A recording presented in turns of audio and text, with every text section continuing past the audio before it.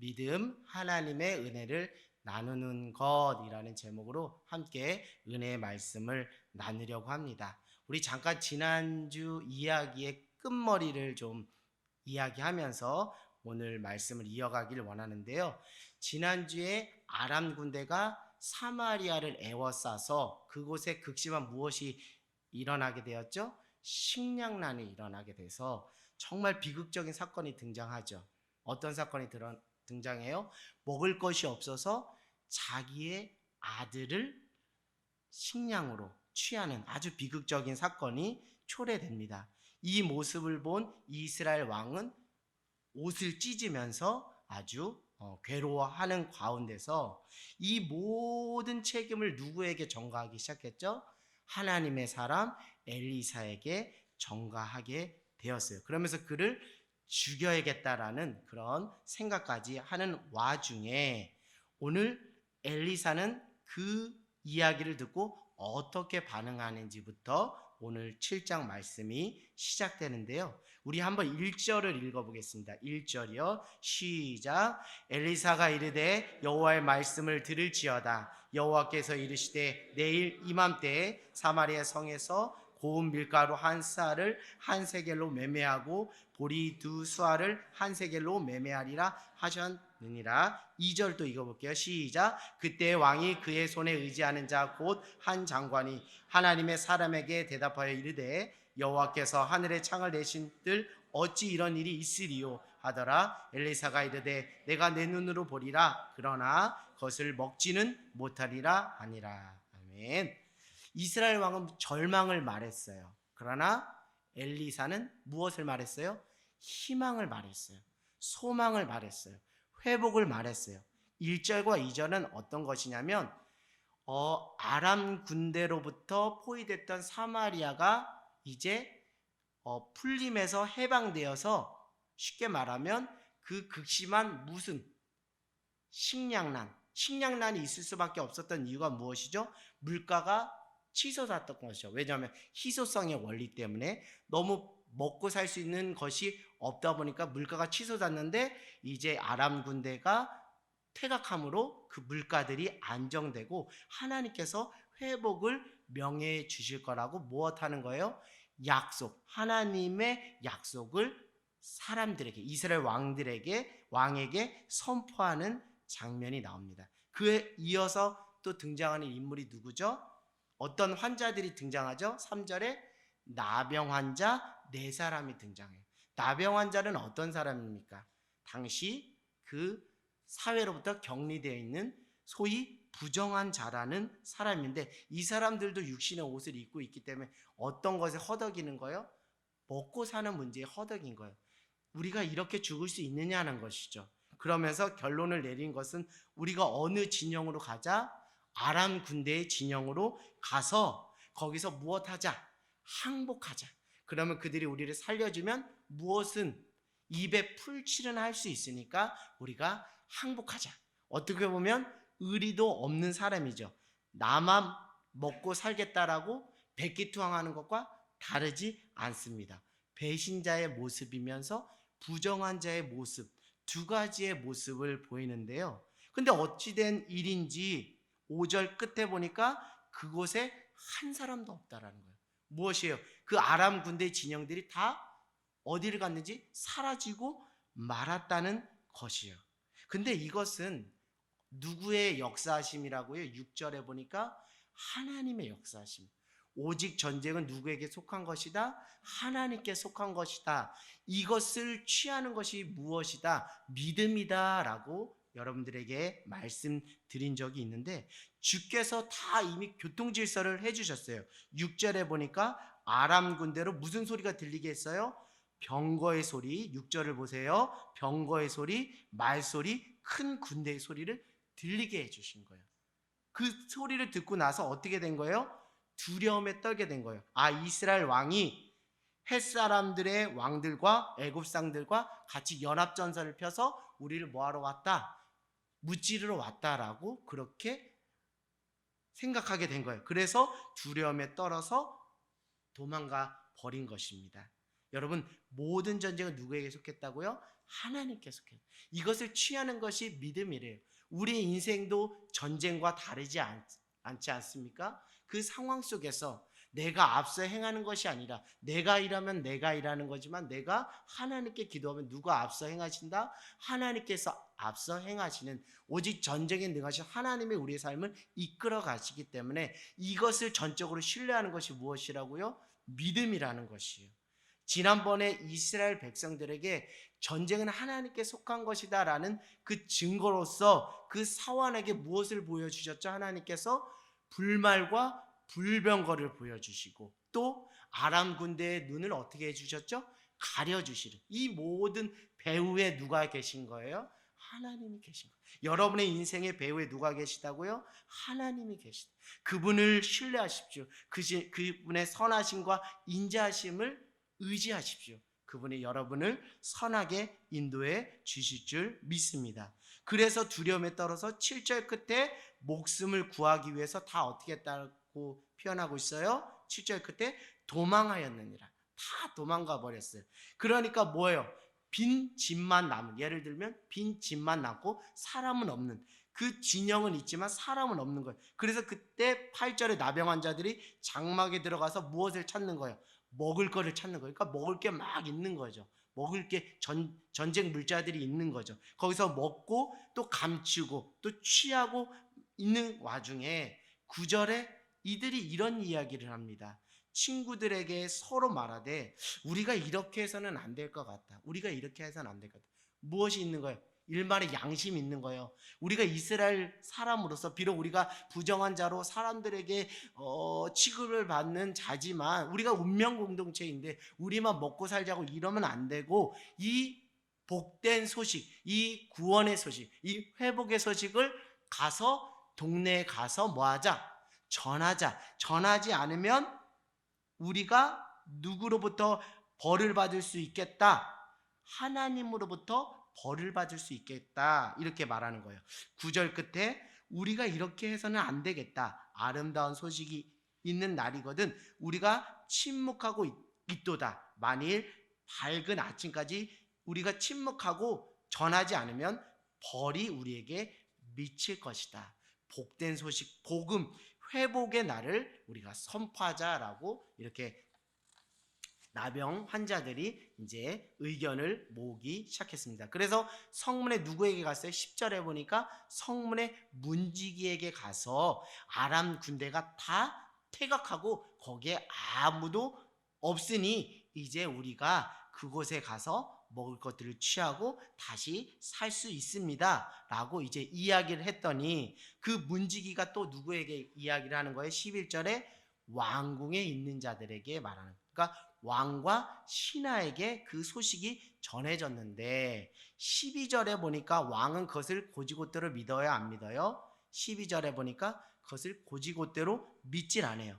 우리에게 아람 사람들이 아람이 한 것을 너희들도 알지 않느냐? 우리가 줄인 것을 알고 그곳에 가서 그것을 취하다가 어떻게 할 수 있다? 급습을 당할 수 있다. 그들이 어디에 매복해서 우리가 막 허겁지겁 먹는 그 상황들을 알고 급습할 수 있으니까 우리가 성급하게 판단하면 안 된다라는 거예요. 그러니까 나병 환자들이 그들에게 전해준 복된 소식, 복음을 순수하게 받아들이지 못하는 이스라엘의 왕이 있습니다. 뭔가 의심병이 많은 것 같아요. 의심이 많은 것 같아요. 그래서 13절에 신하들을 명해서 어떻게 하자?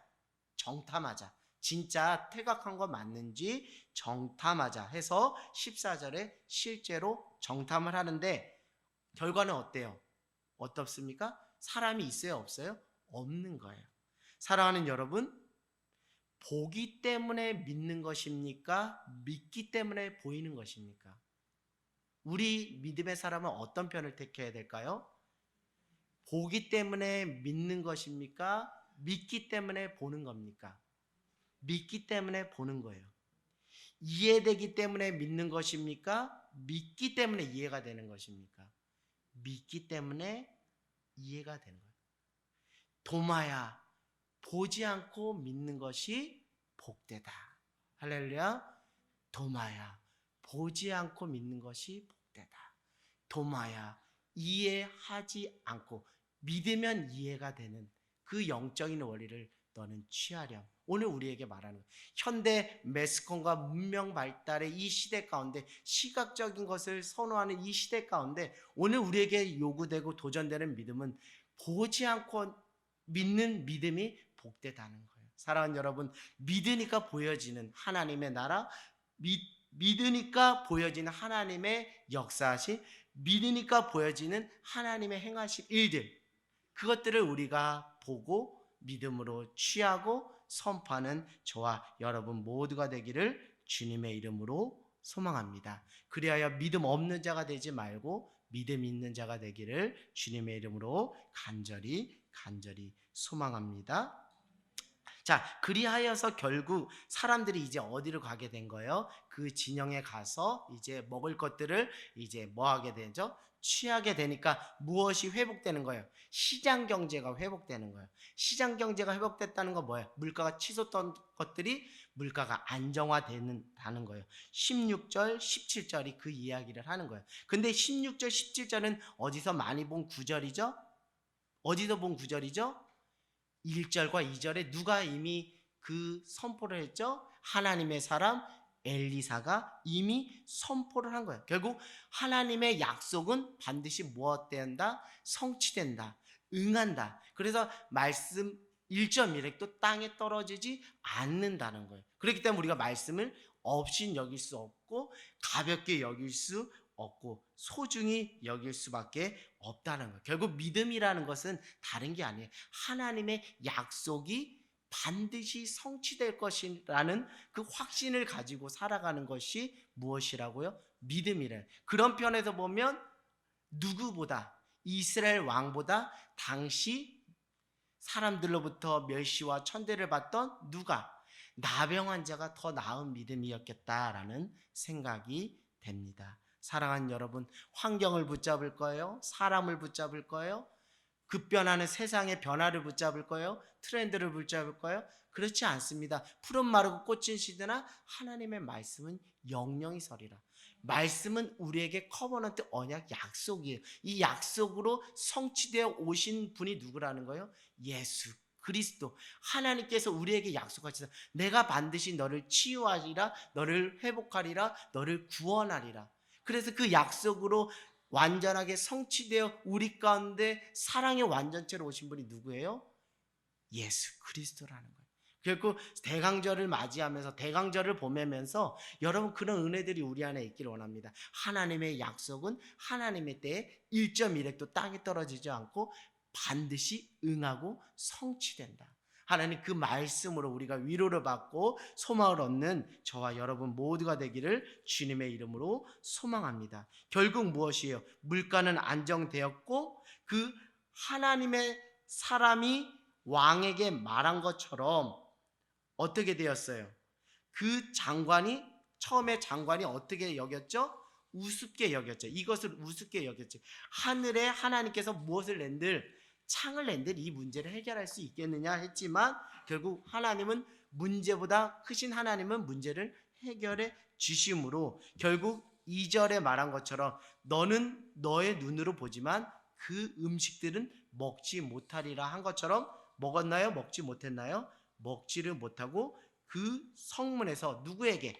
백성들에게 밟혀 죽은 것이죠.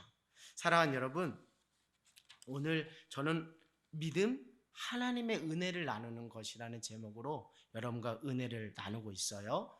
제가 말씀을 한번 읽어보겠습니다. 로마서 10장 17절 제가 읽어드릴 테니까요. 그냥 잘 들어주시기 바라요. 그러므로 믿음은 들음에서 나며 들음은 그리스도의 말씀으로 말미암습니다. 다 아시는 말씀이죠? 누구나 다 아는 말씀입니다. 믿음은 어디서 난다고요? 들음에서 나고 그 들음의 본질은 무엇이라고요? 그리스도의 말씀이다. 여러분 이 말씀을 한번 깊이 묵상하시고 깊이 파들어가면 여기서 놀라운 영적인 원리가 숨겨져 있는 것을 알 수 있어요. 여러분 믿음은 어디서 난다고요? 들음에서 난다. 그러면 들으려면 전제 조건이 있어요. 무엇이 전제 조건으로 깔려져 있어야 돼요? 어떻게 해야 돼요? 말하는 사람이 있어야 들을 수가 있다는 거예요. 말하는 것이 있어야 들을 수가 있어요. 할렐루야? 이해하셨나요? 무엇인가 누군가 말을 해야 들을 수가 있다는 거예요. 그래서 누군가가 말을 하고 무엇인가 내게 들려질 때 그것을 듣고 우리에게 무엇이 자라난다는 거예요? 믿음이 자라나는데 그 말하는 거의 본질은 무엇이 되어야 된다고요? 그리스도의 말씀에 아무 말이나 다 한다고 해서 믿음이 들어가는 것이 아니라 하나님의 말씀에 기초한 그것을 전해줄 때, 그것을 들을 때 그 사람이 무엇이 자라나게 된다고요? 믿음이 자라게 된다는 거예요. 지금부터 여러분들에게 조금 믿음의 도전을 드리고 싶어요. 여러분, 하나님께서 우리를 누구로 불러주셨죠? 이젠 죄의 자녀가 아닌 빛의 자녀, 하나님의 자녀로, 종의 자녀가 아니라 하나님의 자녀로 우리를 불러주셨어요. 누구를 믿기만 하면, 예수 그리스도를 구주로 믿기만 하면 우리를 하나님의 자녀로 불러주셨어요. 그 하나님의 자녀의 차원에서의 믿음은 들음으로 가능하다는 생각이 들어요. 하나님의 자녀의 차원에서의 믿음은 들음에서 가능하다는 말씀을 합니다. 그래서 우리가 하나님의 말씀을 듣는 것이고요, 설교를 듣는 것이고, 누군가의 은혜나 간증, 신앙 고백을 들으면서 도전을 받고 믿음이 자라는 경험들을 하는 거예요. 결국 무엇입니까? 잘 듣기만 하면 하나님의 자녀로서 요구되는 믿음이 어떻게 된다고요? 자랄 수 있게 되는 거예요. 그것이 성경에 기초한 영적인 원리예요. 그런데 여러분, 한 단계 더 여러분에게 믿음으로 도전하는 것은, 예전에 목사님도 말씀하셨어요. 부르심이 있다면 부르심으로 끝나는 인생이 아니라 무엇을 주신다고요? 사명을 주신다는 거예요. 콜링이 있으면 무엇을 더해서 주신다고요? 미션, 사명을 주신다는 거예요. 우리가 하나님의 자녀로 콜링, 부름을 받았지만 거기서 우리가 안주해야 될 것이 아니라 하나님이 우리를 그런 존재의 정도로만 우리를 사용하길 원하시는 것이 아니라 너희는 만방에 무엇이 되어라, 땅끝까지 이르러 내 증인이 되라, 주님의 제자가 되라는 거예요. 일꾼이 되고 리더가 되라는 거예요. 그래서 오늘 여러분에게 도전하는 믿음은 하나님의 자녀로서 만족하는 믿음이 아니라 하나님의 나라 백성으로서 만족하는 것이 아니라 주님의 제자요, 주님의 리더와 일꾼으로서 요구되는 믿음이 있다라는 거예요. 그것은 무엇에만 만족하는 것이 아니라 들음에서만 만족하는 것이 아니라 이제는 뭐 해야 된다고요? 말할 줄 알아야 된다. 말할 줄 아는 믿음까지 나가야 여러분이 그 은혜 가운데 먼저 세워진 여러분이 다른 영혼들을 세우는 장성한 분량의 믿음으로 자라나갈 수 있다라는 거예요. 저도 목회자로 되어져가는 그 프로세스 과정 중에 제가 고등학교 1학년 때 처음 예수를 믿었습니다. 제가 뭘 알겠습니까? 제가 뭘 알겠어요? 그러니까 제가 할 수 있는 것은 무엇이에요? 예배 때 자지 않고 정신 뻗뜩 들어서 목사님 무슨 말씀하시나 듣는 거죠. 들으면서 조금씩 가랑비에 옷 떴듯이 무엇이 자라는 거예요? 믿음이 자라는 거예요. 근데 어느 순간 목사님이 이런 말씀을 하시더라고요. 사람은 다 죄인이라는 거예요. 의인은 없나니 하나도 없다라는 거예요. 이게 처음에는 안 받아들여져, 듣기는 들어도 마음에 들려지지 않았어요. 그러나 계속 가랑비에 옷 떴듯이 젖듯이 들으니까 어느 순간 성령께서 수련의 마지막 날 이것이 내 심령에 들리기 시작한 거예요. 내가 죄인이구나. 하나님을 주인으로 삼지 않고 하나님과 멀리 살았던, 내 삶에 나를 주인이라고 여겼던, 단지 윤리적이고 도덕적인 차원에서 그것이 죄라고 여겼는데 그게 죄가 아니라 하나님을 멀리 떠났고 하나님과 관계 멀리하고 하나님 없이 하나님을 주인으로 삼지 못했던 그것이, 그 실체가 죄였구나라는 걸 깨우치면서 믿음이 또 자라는 거예요. 다 이것은 어디에서 나온 거예요? 잘 들었기 때문에. 그 육신으로 들은 것이 아니라 심령으로 내려와서 마음의 신비에 새기면서 들었기 때문에 믿음이 자란 거예요.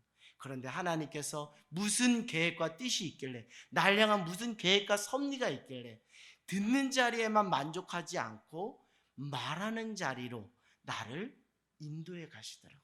그런 과정과 여정 속에서 하나님이 저를 이 자리까지 인도해 주신 거예요.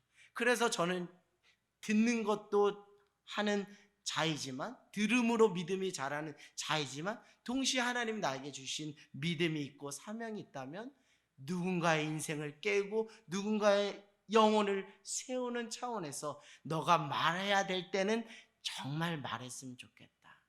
너가 나에 대해서, 내가 너에게 한 것에 대해서, 내가 이 땅과 이 나라와 영혼들을 위해서 한 복음의 소식, 복된 소식, 나병 환자들이 침묵하면 아침에 우리가 벌을 받기를 받을까 두렵다라는 그 두렵고 떨림이 어느 시점에선가 저에게 임하게 된 거예요.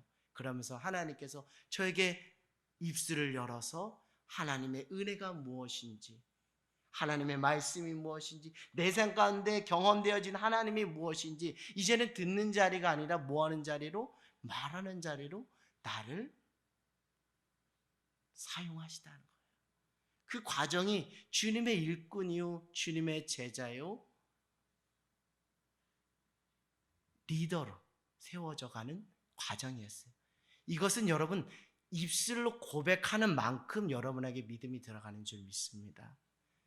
다시 반대로 말하면 믿음이라는 것은, 우리에게 주님의 제자로서 요구되는 믿음이라는 것은 듣는 것에만 안주하는 것이 아니라 이제 하나님의 은혜를 경험했다면 침묵하지 않고 하나님이 정하신 때에, 하나님이 원하시는 때에 하나님께서 기뻐하신다면, 주님, 나는 내 처지나 내 신분은 비록 나병 환자고 사람들이 멀리하고 사람들에게 어떻게 비춰질지 모르지만 주님이 원하신다면 내 입술을 열어 하나님 하신 일들을 말하겠습니다. 내 입술을 열어 하나님의 열심을 노래하겠습니다. 그 과정 속에서 하나님이 우리의 믿음을 자라가게 하시는 줄 믿습니다. 오늘 나병 환자가 이렇게 복된 소식, 복음을 전하면서 그에게도 하나님을 향한 절대적인 믿음과 신뢰가 자랐는 줄 믿습니다. 사랑하는 여러분, 이제 우리가 주님의 제자로, 일꾼과 리더로서 그 자리에 합당한 믿음으로 하나님이 우리를 세워주시고 우리를 인도해 주실 줄 믿습니다. 거기에 반응하는 저와 여러분 모두가 되기를 원합니다. 그래서 저는 로마서 10장 17절, 믿음은 들음에서 나며 들음은 그리스도의 말씀으로 말미암음이라라는 이 말씀을 주님의 제자로서 요구되는 믿음의 차원에서 다시 한번 재해석해서 이렇게 저에게 받아들이게 됐고 이렇게 저는 취하게 되었어요. 그러므로 믿음은 은혜를 말하고 나누면서 더 자라나고, 그 말하고 나누는 것은 그리스도의 말씀으로 말미암음이라. 할렐루야, 아멘. 여러분, 이 말씀이 억지로 제가 풀어내는 것일까요? 그렇지가 않다라는 거예요. 듣는다는 것은 누군가가 말해주는 사람이 있어야 그 믿음이 자란다는 거예요. 전해주지 않고 어떻게 우리가 믿음이 자랄 수 있겠어요? 우리 여기 송다빈 전도사님, 우리 이재양 목사님, 또 여러분 목회자만 그렇겠습니까? 여러분 성도님들 모두, 집사님, 권사님, 장로님, 우리 권찰님, 우리 청년들, 청소년, 지체들 그냥 믿음이 자랐겠어요? 설교 시간에 전해지는 말씀, 또 누군가가 하나님을 만난 그 경험의 이야기를 들려주니까 그것을 통해서 나의 믿음이 자란 것 아니겠습니까? 그 모든 여정과 과정이 하나님이 나를 살리시고 나를 믿음으로 세워가시는 하나님의 열심이 그 중심에 있다는 것을 여러분 알기를 원합니다. 그렇기 때문에 제가 언변이 서툴고 제가 부족한 지식으로, 제가 부족한 나마 여러분에게 이 하나님의 복음의 복된 소식을 전하는 이 중심에는 누구의 열심이 있다라는 거예요? 하나님의 열심이 있다는 거예요. 이 열심 속에 때는 우리가 회개하고 통회하고 자복하고, 주님, 내가 잘못했습니다. 주님, 나를 용서하여 주시옵소서. 주님의 선한 뜻이 거기에 있는데 내가 불순종하였습니다 라고 돌이킬 수도 있고, 오늘 이 상황 속에서 절망과 그 고통의 그 언저리 가운데 있는 자들이 이 약속의 말씀을 들음으로, 복된 복음을 들음으로 위로와 소망을 얻고 다시 새 힘을 얻지 않겠습니까? 그렇기 때문에 저도 전하지만 이 전한 그 이후 하나님이 어떻게 일하시지 저는 알 수 없어요. 그러나 다만 기대하고 하나님의 위대하심과 하나님의 선하심, 하나님의 열심만을 의지하여 또 사명 감당하는 데 있는 줄 믿습니다. 사랑하는 여러분, 하나님 자녀로 은혜를 받는 것만 만족하는 믿음이 아니라 주님의 제자요 일꾼과 리더로 은혜를 말하고 나누는 믿음의 차원으로 자라가는 저와 여러분 모두가 되기를 원해요. 여러분, 하나님의 은혜를 받는 건 차별이 없어요. 하나님의 은혜를 받는 것에는 차별이 없습니다. 누구에게나 사모하는 자에게 하나님의 은혜는 열려 있어요. 그렇기 때문에 하나님의 은혜를 받는 것에는 자격 조건이 없어요. 이것은 누구나 부인할 수 없는 것입니다. 반대로 하나님의 은혜를 나누는 것에도 무엇이 없다라고요? 차별이 없다라는 거예요. 오늘 하나님의 열심이 누구에게 임했어요? 나병 환자에게 임했잖아요.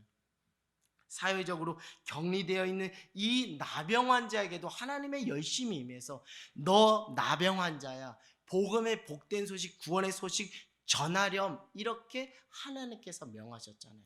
사랑하는 여러분, 우리가 무엇이 되어서 우리가 들을 수 있는 것도 아니고 우리가 무엇이 되어서 무엇이 되지 않아서 전하고 전하지 못하고 그런 것이 아닙니다. 누구든지 간에 하나님의 은혜를 받고 하나님의 은혜를 전하는 데는 차별이 없고 자격 조건이 없다라는 것을 여러분에게 말씀드립니다. 여러분, 우리가 흔히 사람 눈을 많이 의식해요. 외식합니다. 그리고 되어져 가는 관습과 습관에 따라서 누구는 은혜를 나눌 수 있는 사람이고 누구는 은혜를 나눌 수 없는 사람이라고 생각할 수 있어요. 더 심각한 것은 자기 스스로 자격지심을 갖는 데 있다라는 거예요. 나는 이래서 은혜를 나눌 수는 없어. 은혜를 들을 수는 있지만 나는 이래서 은혜를 나눌 수 없어. 은혜를 들을 수는 있지만 나는 신앙생활 한지 얼마 되지 않았어. 나는 성경 지식이 짧아서, 나는 말주변이 없어서, 나는 새가족이기 때문에 아직은 은혜 나눈 것은 조금 자제해야 돼. 이것은 지극히 불신앙적인 거예요. 이것은 지극히 인간적인 생각이라고요. 나병 환자를 하나님이 쓰실지 누가 알았겠습니까? 그러나 하나님의 그 구원의 그 열심과 하나님의 역사하신 가운데는 못 쓸 인생이 없다는 것. 저 돌들을 들어서도 내가 무엇이 되게 하겠다고 했어요? 아브라함의 자손이 되게 하겠다고 하잖아요. 그러니까 여러분의 인생 자격 조건 유무를 떠나서 여러분을 통해서 하나님도 지금 하나님의 열심으로 누군가의 영혼을 살리고 구원하고 전도하는 데 쓰기를 원한다는 거예요. 추수할 것은 많되 무엇이 부족해요? 일꾼이 부족해요. 일꾼이 왜 부족해요? 자격 조건을 스스로 운운하고 자격지심에 빠져서 나는 이래서 은혜를 받는 것은 나는 가능할 수 있어서 나눌 수는 없어 라고 의기소침하고 자기를 절하하기 때문에 추수할 일꾼이 부족한 것이 아닌가라는 생각을 해보게 됩니다. 사랑하는 여러분, 하나님의 은혜를 나누는 데는 차별이 없어요. 여러분이 하나님의 은혜를 사모하고 은혜의 자리를 사모한다면 누구나 하나님은 여러분을 들어서 하나님의 오른손으로 여러분을 강력하게 붙드셔서 여러분을 통해서 여러분의 은혜 나눔을 통해서 저 메마른 인생에 은혜의 생수가 강같이 회복의 치유의 구원의 은혜가 임하게 될 줄 믿습니다. 그것에 쓰임받는 저와 여러분 모두가 되기를 주님의 이름으로 간절히 소망합니다. 제가 이런 부분에 대해서 많은 분들의 이야기들을 들어보니까 이런 것들이 많이 깔려 있는 거예요. 이런 것들이 많이 깔려 있어요. 여러분, 하늘땅 교회는 교육이 있고 예배가 있고 모임이 있어요. 근데 모임의 중심축을 이루는 게 무엇이죠? 소그룹 모임이에요. 여러분, 소그룹 모임은 교육이 아닙니다. 가르치는 시간이 아니에요. 그거는 뭐 하는 시간이에요? 교육하는 시간이에요. 교육에는 세교, 사랑나눔, 제자훈련, 이건 교육하는 시간이에요. 그래서 목회자를 중심으로 티칭을 하는 거예요. 그리고 배우는 거예요. 그러나 소그룹 모임은 모임이에요. 가르침이 아니라 무엇이라고요? 나눔이에요. 쉐어링이에요. 근데 가끔 저는 소그룹 리더, 저는 자신이 없어요. 뭐가 자신이 없어요? 하는데 들어보면 다 다른 게 아니라 이 모임은 모임으로서 쉐어링만 하면 되는데 자꾸 뭔가 내가 성경적인 지식과 또 어떤 신앙적인 경험이 있어서 누군가에 떠먹여줄, 가르칠 수 있는 뭔가 자산이 있어야 된다라고 착각하는 경우가 있어요. 여러분 절대 그렇지 않습니다. 저는 청춘교회에 들어가서 소그룹 모임을 할 때 저는 크게 제가 가르쳐 주는 게 없어요. 도리어 제가 은혜를 전하러 왔다 생각해도 도리어 은혜를 제가 받아요. 왜요? 각자의 인생 가운데 하나님이 임하신 은혜들이 너무나 크기 때문에 그 은혜에 제가 전염되어서 제가 도리어 소그룹 모임 가운데 은혜를 받아요.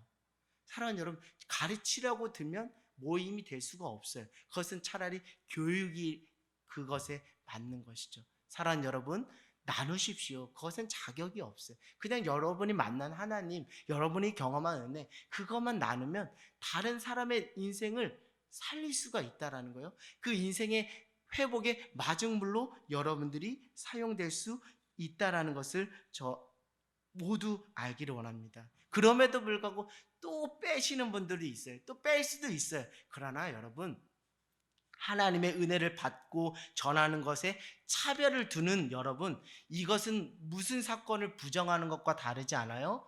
예수님의 대속의 십자가 사건을 부정하는 것과 다르지가 않아요. 여러분, 예수님이 누구는 자격 조건에 대해서 누구는 살리고 누구는 자격 조건이 안 돼서 누구는 죽이고 이런 차원으로 하나님께서 하나님의 아들이신 예수 그리스도께서 십자가에 달려 돌아가신 거예요. 자격 없는 인생 가운데 무조건적으로 하나님께서 예수 그리스도께서 십자가에 달려 돌아가심으로 우리 모두에게 하나님의 은혜를 받을 수 있는 통로를 열어주셨는데 자꾸 차별하고 자격 조건을 운운한다면 그것은 복음의 본질을 놓쳐버리고 그것을 부정하는 거예요. 십자가 사건을 헛된 사건으로 만드는 거예요. 다시 한번 여러분 믿음으로 권면하고 용기를 북돋는 것은 은혜를 받는 것에도 차별이 없고 은혜를 나누는 것에도 차별이 없습니다.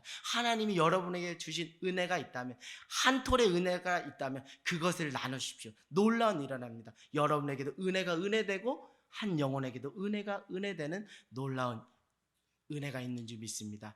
딱 하늘 땅 교회에 한 가지 자격이 있어요. 자격 운운하시는데 딱 한 가지 자격 조건이 있습니다.